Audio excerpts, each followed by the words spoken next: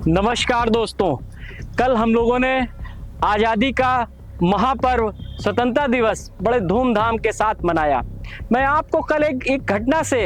अवगत कराना चाहता हूं। कल उन्नाव जनपद जो स्वतंत्रता संग्राम सेनानियों की बहुतायत और बहुत ही संघर्ष करने वाला जनपद रहा। चंद्रशेखर आजाद जैसे, हसरत मोहानी जैसे, तमाम ऐसे ठाकुर जसा सिंह, राजा रामराव बख्श सिंह जैसे तमाम ऐसे स्वतंत्रता सेनानियों ने जन्म लिया और ऐसे महान जनपद उन्नाव कल मैं स्वतंत्रता संग्राम सेनानी भवन इस पर्व को मनाने के लिए गया और रास्ते में जगह जगह बच्चे, जवान सब तिरंगा यात्रा और सब भव्य समारोह मना रहे थे।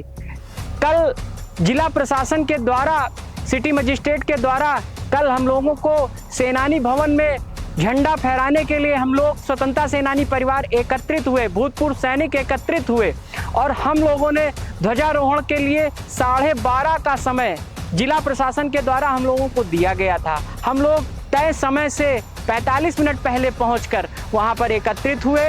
और हम लोगों ने ध्वजारोहण का कार्यक्रम वहां मनाया।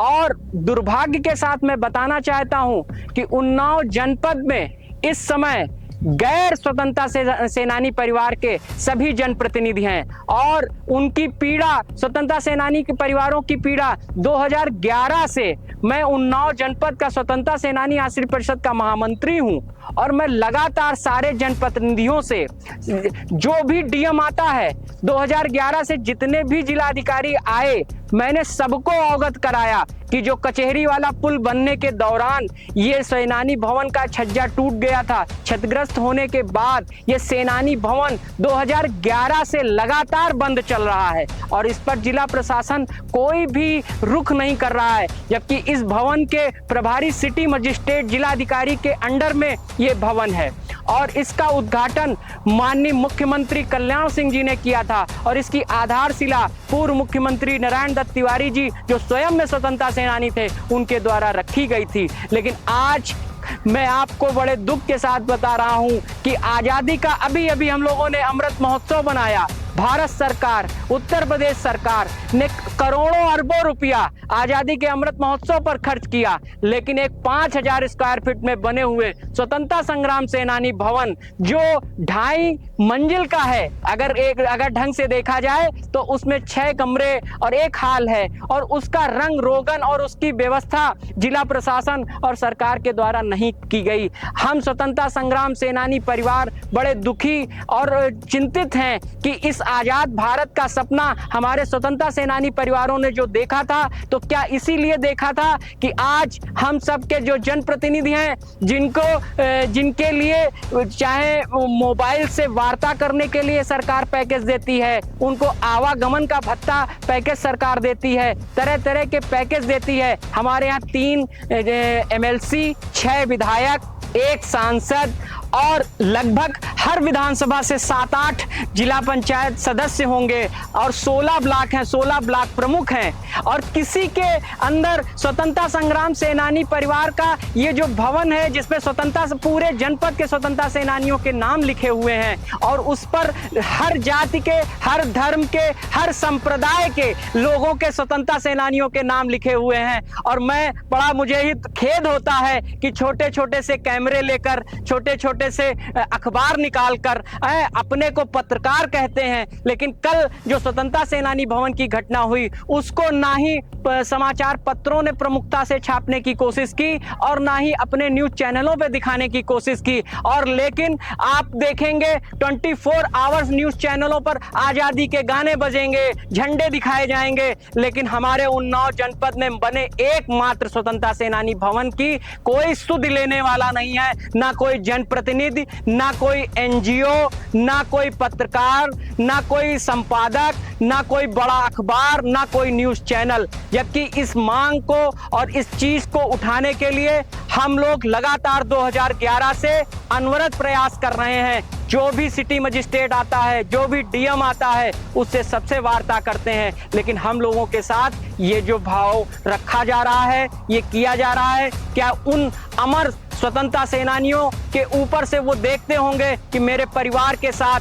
जो ये कृत्य हो रहा है, क्योंकि आजादी के समय जब मंत्रिमंडल बना था तब सब ज्यादातर अधिवक्ता और स्वतंत्रता संग्राम सेनानी थे, और उन्होंने ये सपना देखा था कि जो प्रथम अंतिम पंक्ति में बैठा हुआ व्यक्ति है वो भी प्रधानमंत्री बन सके, वो भी मुख्यमंत्री बन सके, वो भी सांसद बन सके, वो भी विधायक बन सके, वो भी आईएएस पीसीएस बन सके। स्वतंत्रता सेनानी परिवारों के लिए उन प्रथम पंक्ति में आए हुए लोग आज कहते हैं कि अब इनको क्या जरूरत है, अब इनकी क्या जरूरत है, अब तो स्वतंत्रता सेनानी बचे नहीं। तो जब आप एक बात ये